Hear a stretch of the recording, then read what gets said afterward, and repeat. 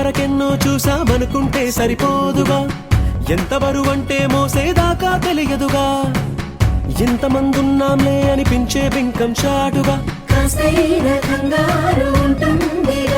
మీకైతే సహజం తీయని బరువై సిరిసించే బిడియం, పనులెన్నో పెట్టి మాటలలో వంచిందే ఈ సమయం. వాళ్ళమైనా ఏం చేస్తాం, సంతోషంగా మోస్తాం, ఘన విజయం పొందాకే తీరిక గర్విస్తాం.